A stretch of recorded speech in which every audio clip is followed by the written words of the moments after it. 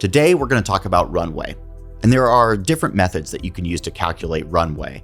Generally speaking, you're trying to determine how long you could operate if you were to bill all of your remaining contracts.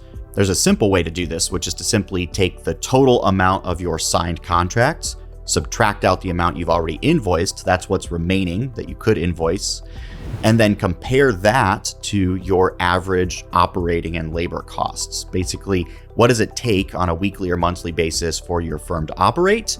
Compare that to the amount of signed work that you could still bill for, and come up with a number of weeks or number of months that your firm could continue operating and cover costs with the signed work you currently have. Now, another way to do this, one that can be more helpful in certain decision-making scenarios, is to compare your revenue potential to your planned work. That is, take your revenue potential, which should be the amount that all of your team members would bill if they hit their target utilization at the average rate that you typically bill their time to your clients, and then compare that number to the amount of signed work that you have, minus what you've already invoiced, but actually projected out over certain dates.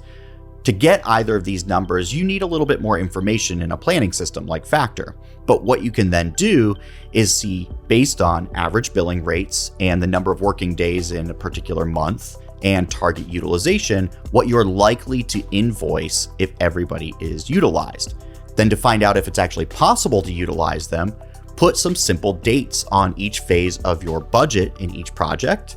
Doing this allows you to project out over the months and see which months you have more work that you are scheduled to do based on timeline than you actually have earning potential to hit.